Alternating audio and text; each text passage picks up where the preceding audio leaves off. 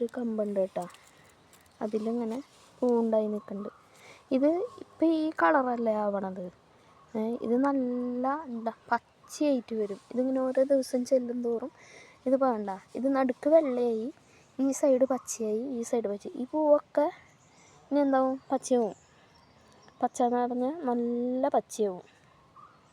Hi വരുമ്പോൾ ഞാൻ കാണിച്ചു തരാം കേട്ടോ.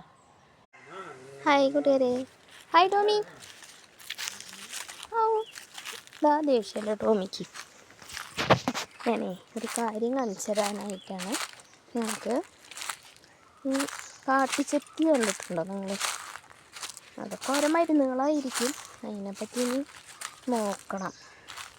എന്താണ് കണ്ട, ഇതിൽ മുട്ടിടണ കണ്ട, ഇത് മുട്ടിട്ട് വരും. അത് കഴിഞ്ഞാൽ ഇതേ കണ്ട ഇങ്ങനെ മുട്ടിട്ടായി.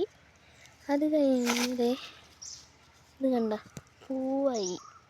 നമ്മൾ ശരിക്കും ചെത്തിപ്പൂ പോലെ തന്നെ ഞാനിത് കണ്ടതാട്ടോ ഇവിടെ. ഇതാദ്യമായിട്ടാണ് ഞാൻ കാണുന്നത് കാട്ടിച്ചെത്തി ഇങ്ങനെ വിരിഞ്ഞ് നല്ല ഭംഗിയുണ്ട്. ഇതിനൊരു മണമുണ്ട്,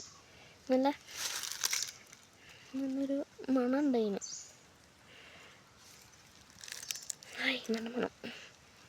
നല്ല മണമുണ്ട് കേട്ടോ.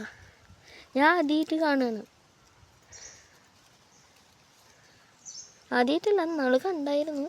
പിന്നെ ഇപ്പോൾ ഇങ്ങനെ കണ്ടപ്പോൾ അതൊരു ഭയങ്കര കൗതുകം. അപ്പോൾ നിങ്ങൾക്കും കൂടെ കാണിച്ചു തരാമല്ലോ എന്ന് വിചാരിച്ചു.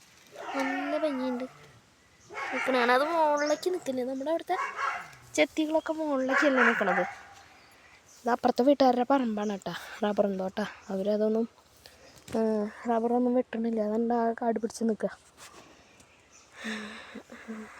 അപ്പോൾ എതയാണ് വരുന്നത്, ഈ എതയിൽ വന്നതാ. അത് മുന്നേ ഉണ്ടായിരുന്നു ഇവിടെ. അങ്ങനെ ഇത് ഇവിടെ നിന്ന് ഞങ്ങളുടെ പറമ്പ. ഇവിടെ കടിച്ച് തീടാറായിട്ടുണ്ട്, ചവറൊക്കെ വീണ്.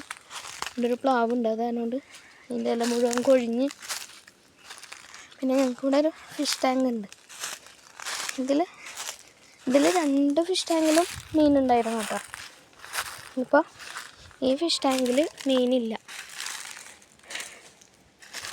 പിലോപ്പീനെയാണ് ഞങ്ങൾ വളർത്തി വരുന്നത്, പിലോപ്പിയും വാളയും.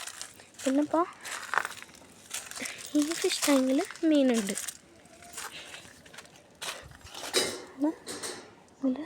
കാണാം, ഇതിലുണ്ട് മീനുണ്ട്. എൻ്റെ ഫോൺ ചിലപ്പോൾ അതിലേക്ക് പോകും, എനിക്കാണെങ്കിൽ എത്തൂല. കാണാണ്ട് അടിയിൽ കാണാം, ശ്രദ്ധിച്ച് നോക്കിയാൽ കാണാം. എനിക്ക് കാണാൻ പറ്റില്ല.